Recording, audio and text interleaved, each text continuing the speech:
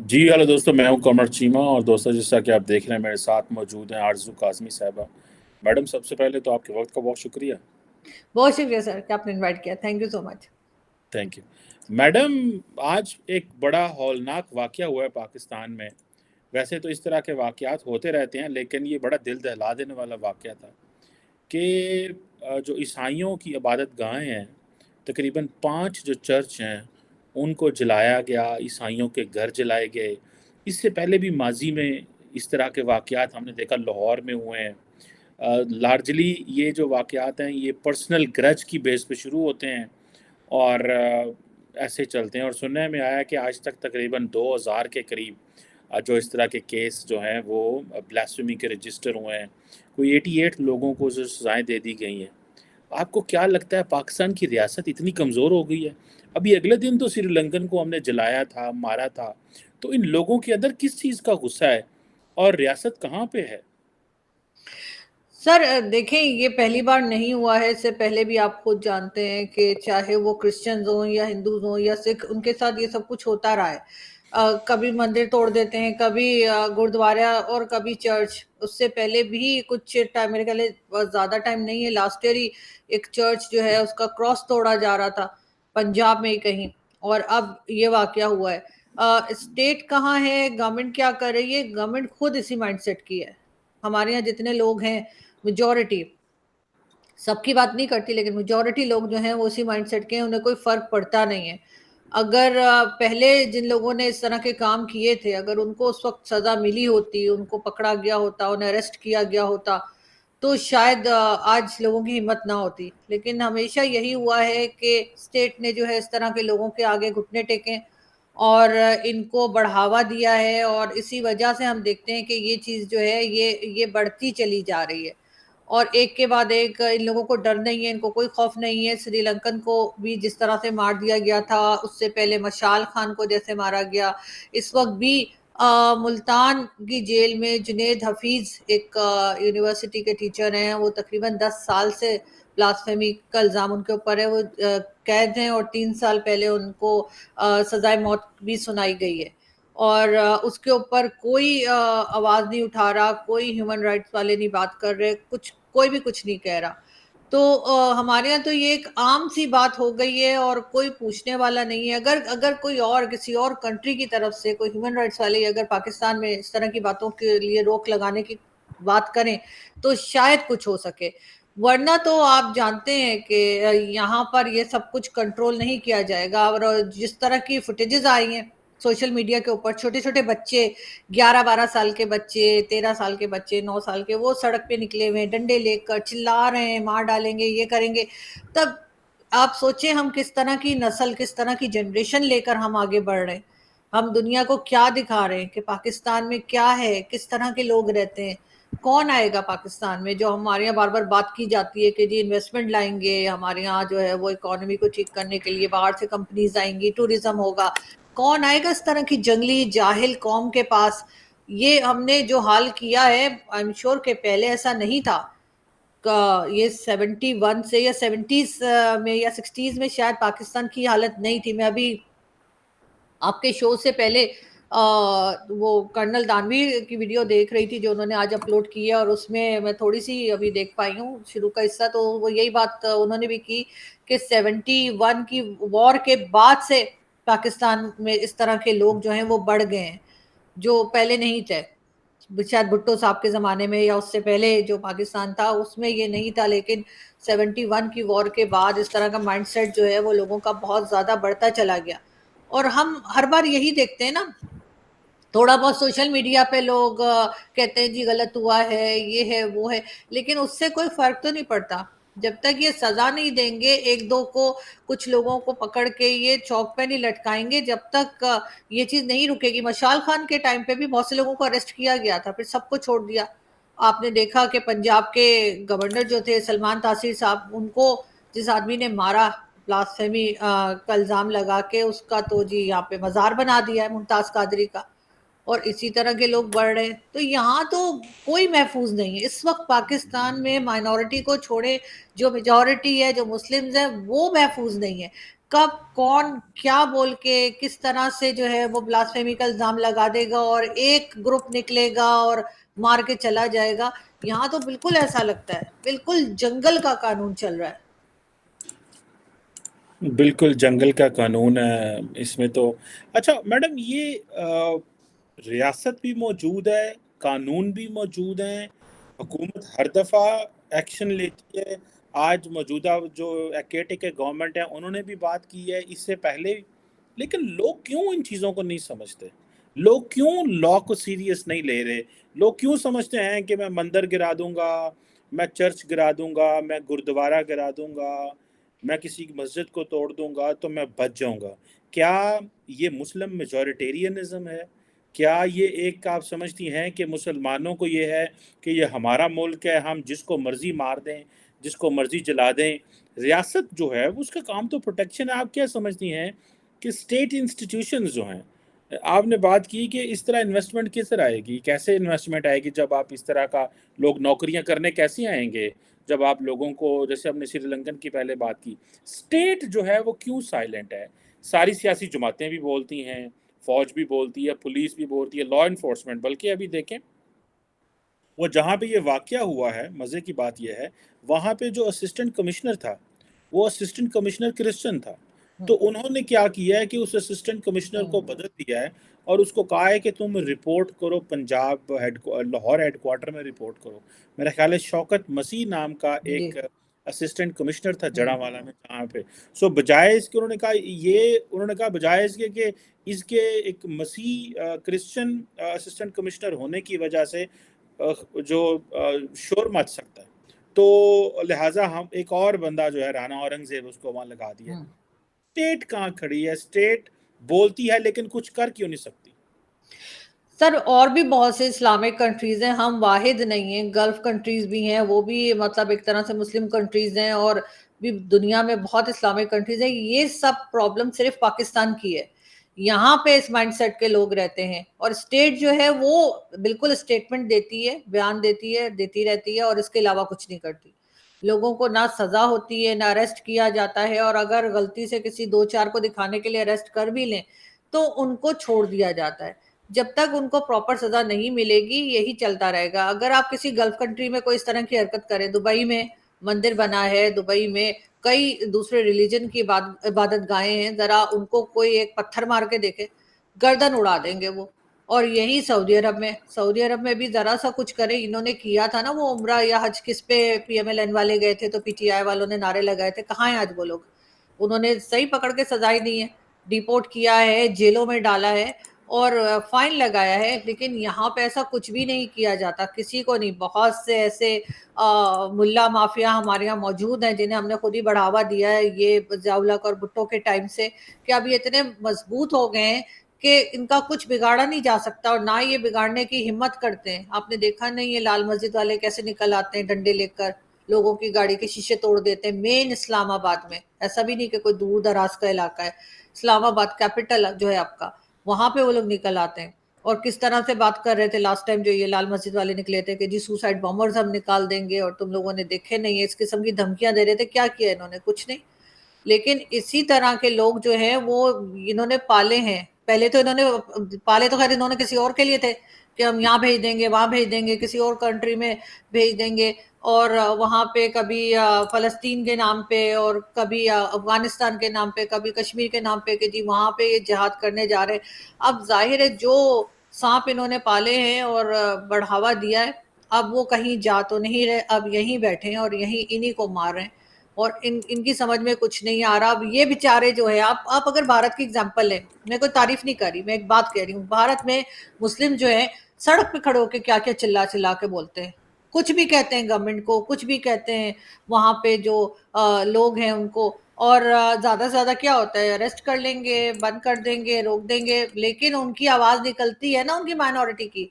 हमारे यहाँ आपने देखा है कभी कि कोई हिंदू, कोई क्रिश्चियन, कोई पारसी, कोई किसी और रिलीजन का बंदा सड़क पर आए और आकर हमारी गवर्नमेंट को या स्टेट को चैलेंज कर दे कि जी तुम लोग मेरे साथ गलत कर रहे हो? हिम्मत ही नहीं है किसी की, बेचारे कर ही नहीं सकते। वैसे ईसाइयों के साथ तो रिसेंटली जो मणिपुर में हुआ है वो भी काबिल मजम्मत है।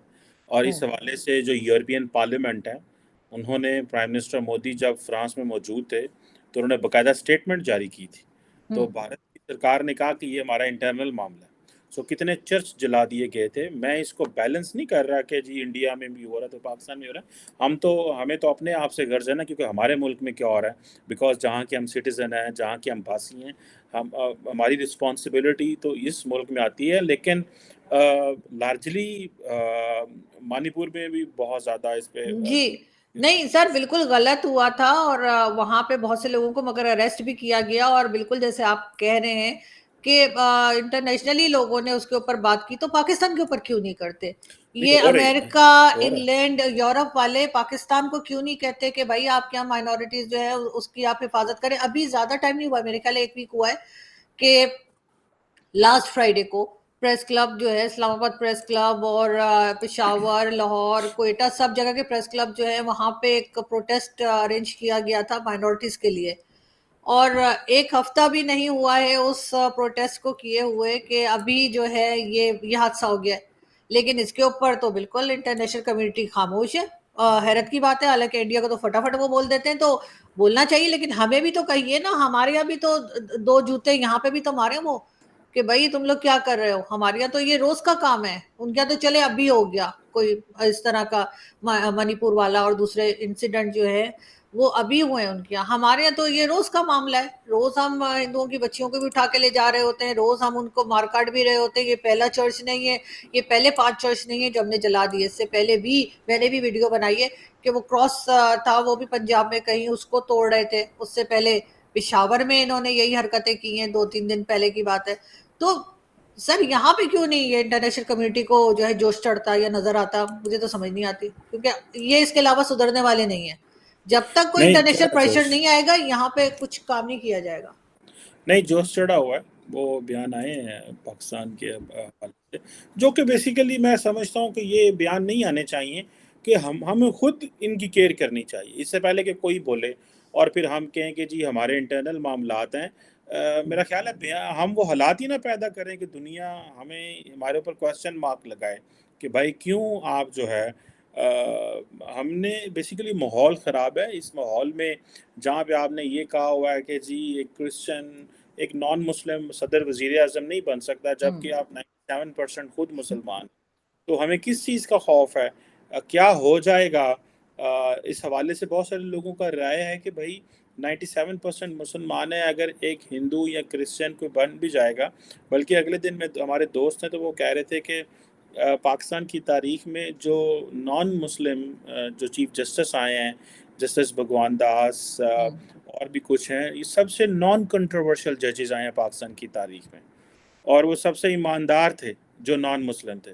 और जितने भी मुसलमान आते हैं वो अल्लाह के हुक्म से, उनका मेयार ही और होता है करप्शन में और बद इंतज़ामी में और पता नहीं क्या, लेकिन वो हमारे अपने होते हैं ना, तो हम उन्हें कुछ नहीं कहते। और जो क्रिश्चियन है या नॉन मुस्लिम है या हिंदू है, हम पहले तो उनको आने नहीं देते। और अगर आ जाए वो अच्छा परफॉर्म करे तो हम कहते हैं अच्छा ये साड़ी गल्लें नहीं सुनता, ये अपनी मांग करता है, तो फिर हम उसको पसंद ही नहीं करते। सो हम अपने जैसा ही लाना चाहते हैं, अनफॉर्चुनेटली मैडम। लेकिन सर, हमने जो तरीका बना के रखा है कि जी हम किसी भी नॉन मुस्लिम को ना तो प्रेसिडेंट बनाएंगे, ना प्राइम मिनिस्टर बनाएंगे, ना आर्मी चीफ बनाएंगे, बड़ी अच्छी बात है। हमने इस्लाम के नाम पे पाकिस्तान बनाया था, हमें बिल्कुल उस इसी तरीके से चलाना चाहिए कि जो भी आए वो सिर्फ मुस्लिम आए। तो फिर जब भीख मांगने की बात आती है तो हम फिर ये सारे काफिर कंट्रीज में क्यों पहुंच जाते हैं? वहां भी हमें नहीं जाना चाहिए, हमें सिर्फ और सिर्फ इस्लामिक कंट्री के पास जाना चाहिए जो हमें या हबीबी निकल करके बाहर निकाल देते हैं। तो वो हमें हमें फिर वहीं जाना चाहिए ना। वो अरब कैसे बात करते हैं, एयरपोर्ट पे ही चले जाएं, उनके किसी भी अरब कंट्रीज में जाएं, ऐसा लगता है डांट डांट के कुछ कह रहे हैं ना। तो वो उधर क्यों नहीं हम जाते? हम क्यों वर्ल्ड बैंक, आईएमएफ, चाइना और यूरोप और इधर उधर पता नहीं कहाँ कहाँ पे पैसा मांगने जाते हैं, और हमें दे भी वो काफिर ही देते हैं। वो बेचारे वो इतने सीधे होते हैं कि हमारे सारी नौटंकियां जो है उनकी समझ में नहीं आती, वो पैसा दे देते हैं। जबकि अरब कंट्रीज इतनी जल्दी, गल्फ कंट्रीज हमें नहीं देती पैसे। वो कहते हैं जाओ पहले आईएमएफ से लेकर आओ। तो हमें वहां कहना चाहिए ना कि नहीं, आईएमएफ तो काफिर है, आप मुस्लिम है, आप हमारी मदद करें, ब्रदर इस्लामिक कंट्री, ये वो जो हम कहानियां करते हैं। लेकिन वो जो ओआईसी हमने बना के रखी है एक ड्रामा करने के लिए, सारी इस्लामिक कंट्रीज को बुला के ओआईसी की जो हमने बनाया ग्रुप, वो हमें पैसा नहीं देता। हमें पैसा देते हैं वो सारे बेवकूफ जो नॉन मुस्लिम है। लेकिन हमारा तो बस चले, हम तो इजराइल से भी पैसा ले लें, हमारा बस चले, हम इंडिया से भी ले लें, वैसे भी आजकल उनकी साथ बड़ी इकोनॉमी बेहतर जा रही है। लेकिन जाहिर है हमें थोड़ी सी शायद वहां पे हल्का सा लग रहा है कि शर्म तो खैर नहीं आ रही होगी, आई एम श्योर शर्म वरम हमें नहीं आती, लेकिन ये है कि पता नहीं क्या सोच के नहीं जा रहे कि शायद खुद ही मोदी जी किसी वक्त थोड़े पैसे इधर फेंक दें कि भाई ये लो तुम लोग इतना रो रहे हो। लेकिन उस वक्त हमारा इस्लाम कहाँ चला जाता है? इस्लाम में तो उधार मांगना भी मना है, इस्लाम में तो सूद भी मना है, लेकिन हमारे यहाँ सूद भी चलता है, उधार भी चलता है, और वो भी सारा काफिरों का पैसा, हर चीज काफिरों की इस्तेमाल करेंगे। लेकिन नहीं, अगर यहाँ पे कोई चर्च है, कोई मंदिर है, कोई गुरुद्वारा है, तो वो हमें बर्दाश्त नहीं होता। इतने सहमे हुए लोग होते हैं वो बेचारे जो माइनॉरिटीज के पाकिस्तान में रहते हैं, इवन पारसीज, इतने डर रहे होते हैं वो कोई बात करते हुए कि कहीं कुछ उल्टा सुल्टा ना बोल जाए। तो ये चीजें जो है, मतलब उल्टा सुल्टा से मेरा मतलब है कि कोई जरा सा भी किसी चीज को कुछ का कुछ रंग लोग दे देते हैं ना, तो वो बेचारे इतना डर डर के यहाँ पे रह रहे होते हैं, इतने सहमे हुए लोग होते हैं। हमने तो ये हाल कर रखा है लोगों का। उसके बाद हम कहते हैं जी इस्लामोफोबिया फैल रहा है दुनिया में। इस्लामोफोबिया क्या होता है, मुझे तो ये समझ नहीं आ रही। मतलब हमने ही जहर फैलाए हुए और हम अपने ऊपर ही जो है विक्टिम भी बने होते हैं। अच्छा मैडम, ये बताइएगा कि ये जो केयर टेकर गवर्नमेंट है, हम्म। क्या रिस्पॉन्सिबिलिटीज हैं यहाँ पे? तो मेन स्ट्रीम हुकूमतें चीज़ें मैनेज नहीं कर पाती। आपको केयर टेकर हुकूमत जो है उससे क्या उम्मीदें हैं? क्या कई लोग कह रहे हैं लंबा अरसा चलेगी, कई लोग कहते हैं जो है वो थोड़ा अरसा चलेगी, कई लोग कहते हैं जो है इनका काम इलेक्शन कराना है। वैसे कानून में तो इनका काम इलेक्शन कराना है, लेकिन लगता ये है कि इनके कोई लंबे अज़ाइम हैं। ये जो लार्जली इस वक्त इस्लामाबाद में चैम गोइयाँ डिस्कशंस हो रही हैं, आपको क्या उम्मीदें हैं केयर टेकर गवर्नमेंट से?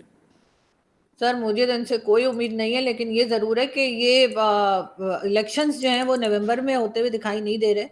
और यही पहले भी बताया जा रहा था कि जो इलेक्शंस हैं वो डिले किए जाएंगे। वैसे कहा यही जाता है, बल्कि है यही, कि दुनिया में कहीं केयरटेकर गवर्नमेंट नहीं आती, और ये सिर्फ शायद पाकिस्तान ही है जहाँ पे केयरटेकर गवर्नमेंट लाई जाती है। और जिस तरह से बाकी गवर्नमेंट्स आती हैं एस्टेब्लिशमेंट एजेंसीज की मर्जी से, इसी तरह से केयरटेकर गवर्नमेंट भी आती है। अभी जिस तरह से ये आए हैं प्राइम मिनिस्टर, और कोई इनको कोई खास जानता नहीं था, और अचानक से पता लगा कि जी इनको जो है प्राइम मिनिस्टर बनाया जा रहा है, केयरटेकर प्राइम मिनिस्टर बनाया जा रहा है। और फिर आते ही पहला स्टेटमेंट ही इन्होंने कश्मीर के ऊपर दाग दिया, जिसकी कोई खास जरूरत नहीं थी। भाई आपका काम जो है आप वो काम कीजिए ना, इलेक्शन करवाइए और निकलिए, आपका काम स्टेटमेंट देना थोड़ी है।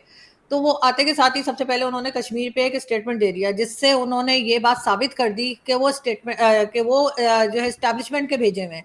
अगर वो ये बात ना करते तो शायद हम लोगों को लगता हो सकता है जी पॉलिटिशियंस ने आपस में बैठ के डिसाइड किया होगा और इनको सेलेक्ट कर लिया कि चलो बलूचिस्तान से, हालांकि वो बलोच नहीं है, वो पख्तून बेल्ट से हैं, और बलूचिस्तान से अलबत्ता सेनेटर जरूर वो बने थे।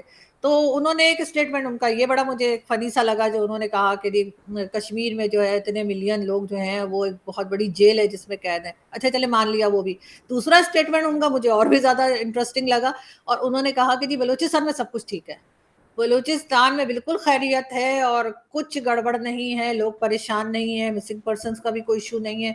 और साथ ही ये कि बलूचिस्तान के साथ बहुत अच्छा हुआ है, उसके उनके वहाँ के जो लोग हैं उनके साथ इससे बेहतर कुछ और हो नहीं सकता था कि वो पाकिस्तान के साथ मिला दिया जाए। मतलब इस किस्म की स्टेटमेंट जो है वो सुनकर कोई, मेरा ख्याल है कि क्लास 5 का बच्चा भी बता देगा कि इनको कहाँ से भेजा गया है और ये किधर से आए हैं। तो इस किस्म की किधर से आए बातें हैं कर रहे मैडम हैं। ये? किधर से आए हैं? सर जिधर से आप आए। मैं तो अपने गांव से आया। सर मैं इतनी देर से 500 बार स्टैब्लिशमेंट बोल चुकी हूँ, आप फिर मुझे, मतलब आपने मेरी सुपारी ली है क्या? मैं नहीं ये नहीं, मैं आप इधर से आए हैं, किधर ये एस्टेब्लिशमेंट क्यों वजीर आजम भेजेगा? सर एस्टेब्लिशमेंट ही भेजती है ना, मैडम तो आपके राजा ख्याल रियाज ने से। ऐलान किया है। तो राजा रियाज कौन होते हैं सर? यहाँ पे हर काम वो तो एस्टेब्लिशमेंट करती अपोजिशन है। लीडर नहीं थे? नहीं नहीं सर, यहाँ पे ना कोई अपोजिशन लीडर होता है, ना कोई प्राइम मिनिस्टर होता है, ना कोई प्रेसिडेंट होता है। यहाँ पे तो जो एस्टेब्लिशमेंट और आईएसपीआर और इन सब की तरफ से जिसको कह दिया जाता है वो प्राइम मिनिस्टर बन जाता है, वो सदर नहीं, बन कानून जाते में हैं। तो नहीं लिखा हुआ ये मैडम सारा सर कुछ। हर चीज लिखी तो नहीं होती ना सर, थोड़ा सा मतलब इंसान जो है वो समझ भी लेता है, खुद भी हर चीज लिख के थोड़ी दी जाती है। अच्छा, मैंने समझा राजा रियाज ने किया, आप कह रही हैं नहीं एस्टेब्लिशमेंट। नहीं सर, सर एस्टेब्लिशमेंट के ये ये तो एस्टेब्लिशमेंट के गलत है। बहुत क्लोज भी समझे जाते हैं, ये सर रिकॉर्ड पर है कि ये एस्टेब्लिशमेंट के बहुत क्लोज भी समझे जाते हैं। बल्कि इनकी पिक्चर थी इमरान खान के साथ 2-3 दिन पहले, किसी ने ट्विटर पे लगाई थी और किसी बड़े जर्नलिस्ट ने लगाई थी। उन्होंने कहा कि जी एस्टेब्लिशमेंट के 2 प्रोडक्ट एक साथ खड़े, एक गया हुआ और एक आया हुआ। तो सर इतना तो सर हमें पता ही होता है ना, इतना तो हम लोग समझ ही ये सकते हैं। कैसे पता चलता है? ये जो सवाल है कि ये एस्टेब्लिशमेंट के बंदे, ये कैसे पता चलता है? मैं भी जानना चाहता हूँ। आपने राजा रियाज ऑपोजिशन लीडर को कहा कि नहीं, ये उन्होंने नहीं कहा, उनके नहीं नहीं पीछे से किसी ने कहा। हम्म। ये पता कैसे चलता है ये एस्टेब्लिशमेंट का बंदा है? सर पता ऐसे लगता है कि जब आके जो बात करते हैं उससे पता लग जाता है। मैंने कहा ना आते के साथ ही पहला स्टेटमेंट उन्होंने कश्मीर पे दिया। पहला किन्होंने? स्टेटमेंट उन्होंने कहा कि जी ये जो प्राइम मिनिस्टर साहब आए हैं काकड़ साहब, इन्होंने, इनका जो फर्स्ट स्टेटमेंट आया वो कश्मीर के हवाले से आया कि जी वहां पे वो सबसे बड़ी जेल है दुनिया की। चलो मान लिया, लेकिन इनको उस वक्त जरूरत नहीं थी। इनको तो उस वक्त बात ये करनी चाहिए थी कि इलेक्शन कैसे होगा, कब होगा, क्या होगा, इकोनॉमी का क्या होगा, आईएमएफ के लोन वापस कैसे करने हैं, मुल्क कैसे चलाना है। सब कुछ छोड़कर इनको सिर्फ कश्मीर पहले। अच्छा ये हमारे यहाँ नहीं, एक मैंने तो रिवायत है। वैसे इनका स्टेटमेंट कश्मीर पे नहीं देखा, ये तो नहीं आर्मी चीफ मैंने के। तो, नहीं नहीं नहीं सर, ये आया है इनका। सब लोग बात कर रहे हैं इस पे सर। आप बिजी होंगे, आप बड़े लोग हैं अच्छा, सर, कहीं चाय वाय पी रहे होंगे सर आप कहीं। मैंने नहीं देखा, हो सकता आया हो, लेकिन मैं अखबार भी पढ़ता हूँ रोज। और हम्म, लेकिन मैं फिर मेरे से मिस हो गया होगा कहीं। जी जी जी जी। लेकिन आप कहती हैं तो मैं मान लेता हूँ, लेकिन जी कश्मीर पाकिस्तान की फॉरेन पॉलिसी का कॉर्नरस्टोन है। तो इससे क्या मतलब? कश्मीर को डिस्कस करने से मुराद ये है कि एस्टेब्लिशमेंट का बंदा है? सर आते के साथ ही पहली बात यही, और सर सबको पता है एस्टेब्लिशमेंट के बंदे हैं सर, क्या बात कर रहे हैं आप सर, सबको मालूम है।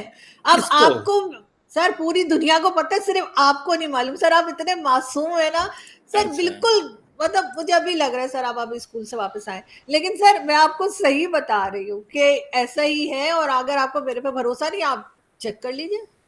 नहीं नहीं, मैं आपके बात को चैलेंज नहीं कर सकता। अगर आप कहती हैं तो मैं इस पे ट्रस्ट करता हूँ, और मैं इसको वेरीफाई भी करूंगा, क्योंकि मैंने तो राजा रियाज से सुना था कि हम्म पाकिस्तान के जो नए वजीर आजम है, क्योंकि उनकी शहबाज शरीफ से मुलाकात हुई और वो दोनों मुआहदा कर रहे थे एक हम्म। जगह पे। लेकिन आपने जो खबर दी है ये मेरे लिए तो तो सर सामने तो पॉलिटिशियंस ही रहते हैं ना बेचारे, मतलब बोलने के लिए, बुरा भला सुनने के लिए, अवाम की गालियां खाने के लिए। तो सामने तो पॉलिटिशियंस ही रहते हैं ना सर। बड़े लोग खुद थोड़ी आके बताते हैं हमारा बंदा है जा रहा है, ऐसा थोड़ी होता है सर। क्या हो गया आपको? तो मैडम, सुनने में आया कि केयर टेकर हुकूमत में आपका भी नाम आ रहा है।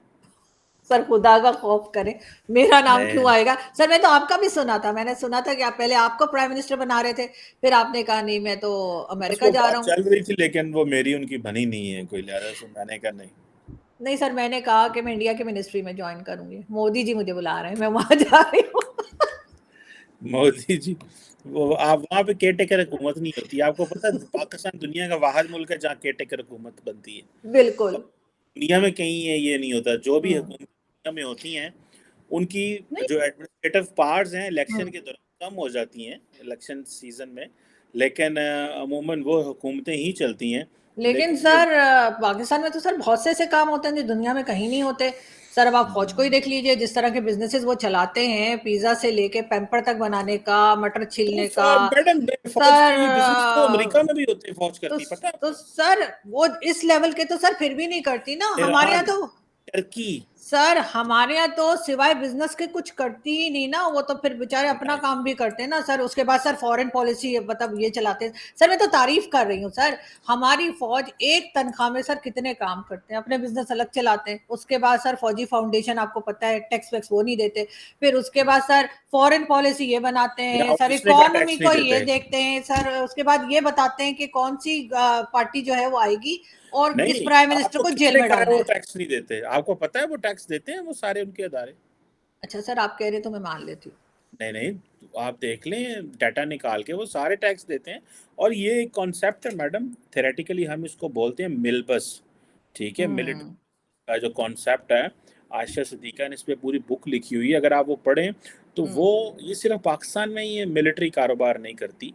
इंडिया में भी ये होता है, लेकिन वो सिर्फ गोल्फ कोर्सेज का और छोटे मोटे काम बिल्कुल होते वही ना हैं। सर लेकिन मैं। पाकिस्तान में लिख थोड़ा बड़े पैमाने पे होता है, और टर्की में बहुत। है, अमेरिका में है, ईरान में है, साउथ अफ्रीका में है, बहुत सारी दुनिया में ये होता है। बिल्कुल सर, लेकिन इस लेवल पे तो नहीं होता ना। मैं तो तारीफ कर रही हूँ सर, इतना बिजनेस करते हैं सर, पिज्जा बनाना, मटर छीलना सर, पेम्पर बनाना सर, जमीनों पे मतलब land grabbing, sorry land grabbing कह रही हूँ, मेरा मतलब है कि वो डीएच वगैरह जो बनाते हैं सर। सर कितना आप कुछ करते हैं सर। उसके बाद फॉरेन पॉलिसी बनाते हैं सर, इकोनॉमी में रहते हैं सर, पूरा दिन टीवी चैनल्स पे बैठ के पॉलिटिक्स पे बात करते हैं सर। हमने तो कहीं नहीं देखा कि फौजी जो है वो पॉलिटिक्स पे बात कर रहे हैं, वो तो क्यों डिफेंस पे बात इंडिया में करते हैं। करते नहीं है? लेकिन नहीं सर, इंडिया के पॉलिटिक्स पे जनरल्स तो करते हैं। सर, पॉलिटिक्स पे कहाँ मैं बात करते आपको हैं, 10 डिफेंस पे जनरल्स बात जानता हूँ, करते हैं। आपके और सर ये तो उसके कोई बात बाद नहीं। अपना काम छोड़ के सर सारी दुनिया का काम करते हैं, लेकिन अपना काम नहीं करते। जो उनका काम है कि साइड पे रहें, पाकिस्तान का दफा मैडम सिक्योरिटी मजबूत को हाथों में, देखें। मजबूत हाथों में। अभी भारत जो है दुनिया का कोई मुल्क पाकिस्तान पे हमला करने का सोच नहीं सकता। महफूज अच्छा, हाथों में। ये जो आप अपने घर में तो सर बैठी, ये जो रोज टीटीपी वाले आके सर यहाँ पे बैंड बजा के चले जाते हैं, तो वो देखें क्या यहाँ वो पे वो एक डिफरेंट चीज है। बारात में आए होते हैं? नहीं नहीं, देखें वो चीज़ है, इंडियन आर्मी बहुत बड़ी है, लेकिन वो कहते हैं जी कश्मीरी हम पे हमला कर जाते हैं। जो उसके आगे आ नहीं जाएं, नहीं बहुत सारे सर, आप तो ईरान ये की कह रहे थे आर्मी ना हमारे डिफेंस बहुत बहुत अच्छी है। मजबूत है। सर आपकी आप, ईरान ईरान बहुत अच्छी आर्मी है, लेकिन आईएस वाले हमला करके, तो इस तरह के एलिमेंट्स चलते नहीं रहते हैं सर, कॉन्फ्लिक्ट्स सर में। अभी तो आप, सर आप खुद ही मुँह कर गए सर। अभी तो आपने कहा कि हमारी डिफेंस इतनी मजबूत है, इंडिया वाले सोच नहीं सकते। सर इंडिया वाले सोच नहीं सकते, अफगानिस्तान में टीटीपी जो अमी ने बनाई है सर, वो रोज मैडम आके हमारी बैंड बजा के जाती है। और मैं उसके आपकी बाद मैं आपकी बात से एग्री करता हूँ कि मुश्किलात हैं, पर ये नहीं है कि किसी मुल्क में जो है वो किसी हमला नहीं हो सकता। और फ्रांस, सर इंडिया ने हमारे बरतानिया ऊपर में क्या हुए हैं, हमला करना स्पेन है? में होते हैं। जी, हाँ सर, इंडिया ने हम पे क्या हमला करना है? नहीं हाँ, नहीं, उन्हें, इंडिया वो इंडिया अपने ने सर इकोनॉमी पे लगे हैं, कमाने में लगे हुए हैं सर। उन्होंने हमें क्या करना है? हम पहले ही बगैर उनके उनके हमला किए बगैर ही हम एक एक करके मर रहे हैं। हमें भीख मांग मांग के भूखे लोग हमारे मर रहे हैं, हमारे लोग खुदकुशियां कर रहे हैं, हमारे लोग खुद मतलब जा जाके मर रहे हैं। उन्हें क्या जरूरत पड़ी है? वो बैठ के अपनी इकोनॉमी चमका रहे हैं। कभी कहते जी हम 3rd नंबर पे आ जाएंगे, कभी 5th नंबर पे होते, लेकिन कभी क्या मैडम कर इंडिया रहे में भी हैं। तो पावर्टी है ना, ये तो कोई नहीं है वहाँ पे सारे लोग तो middle class, upper middle class नहीं है वहाँ पे भी तो मिलियंस में तो। हाँ है। पाकिस्तान भी आ जाएगा, बेहतर हो जाएगा। आप कितनी जो है वो होपलेस क्यों रहती हैं मैडम, इसमें क्या वजह है? सर मेरा बिल आया बिजली का 57,000, तो मेरे पास मैडम पैसे आपने एसी नहीं क्यों, हाँ? आपने घर में 4 एसी लगाए हुए हैं, ठीक है, और वो सारा दिन 24 घंटे चलते हैं। आप एक सेकंड भी जो है वो नॉर्मल टेम्परेचर में नहीं रहती, और फिर कहती है मेरा 60,000 बिल है। नहीं नहीं सर, वो बात नहीं है। पहले लास्ट मंथ मेरा से आधा बिल था सर, एकदम से बढ़ा दिया। और ये लोग जो हैं जो करप्शन करते हैं सर, उनको तो कोई फिक्र है नहीं सर, आराम से बैठे होते हैं, बैग उठाएंगे, कभी सर जर्मनी में खड़े होंगे, तो कभी अमेरिका में खड़े होंगे, कभी व्हाइट हाउस के बाहर खड़े होंगे। सर जी मोदी जी आए तो वहां पे सर कवरेज कर रहे होंगे लोग। तो सर हम उनमें से थोड़ी है सर, हम आम पब्लिक हैं, वो जो होती है ना जनता, जिसकी कोई नहीं सुनता सर, हम वो हैं। तो इस वजह से ये प्रॉब्लम है। चले मैडम, आप अगर कहती हैं कि हालात तो इस तरह के हैं कि पूरी दुनिया में कहीं ना कहीं अनरेस्ट हो जाता है, इतने बड़े मुल्क हैं, मसले मसाइल हो जाते हैं, और लार्जली जो अमन है वो रियासत का काम है, गारंटी करता है हमें। एंड आई एम श्योर कि पाकिस्तान में भी हालात बेहतर होंगे। कहीं ना कहीं तो सारी बात है, ख़राबी रहती है, ख़ित्ता इस तरह का है, एक तरफ अफ़गानिस्तान है, एक तरफ ऊपर सेंट्रल एशियन ममालिक हैं, चाइना है, ईरान के मसले हैं, इंडिया के साथ मसले हैं। तो ये तो फिर चलती रहती हैं, छोटी छोटी, हमारे वो पंजाबी में कहते हैं ये टकटलियाँ होती रहती हैं। ये कोई वो नहीं है, ये छोटे छोटे बड़े बड़े शहरों में, बड़े बड़े मुल्कों में छोटे छोटे काम जो है हो जाते हैं, ऐसे घबराना नहीं है आपने, पहली बात तो ये है। नहीं बकौल नहीं सर, मेरी है। मैं नहीं घबराती सर। मैं घबराती भी नहीं, इधर ही हूँ। नहीं नहीं, आपने थोड़ी देर पहले कहा मेरा 57,000 बिल आया, तो मैंने कहा हाँ इसलिए सर, वो तो खैर वो मैं पे कर चलें, दूंगी। अल्लाह करे आपका बिल कम आए जी, ताकि मुल्क में हालात बेहतर हों, हम पानी से बिजली बनाएं, हाइड्रो पावर का ज़्यादा इस्तेमाल हो, हमारी सिस्टम में आए, तेल से कम बिजली बनाएं, ताकि आपका जो बिल है वो 10-15 हज़ार रुपये हो जाए, ताकि आपको इतने बिल ना देने पड़े। Anyway madam, thank you very much, it was thank you lovely sir. Talking. बहुत थैंक यू सर। मेहरबानी, थैंक बहुत यू सर। शुक्रिया। Thank you.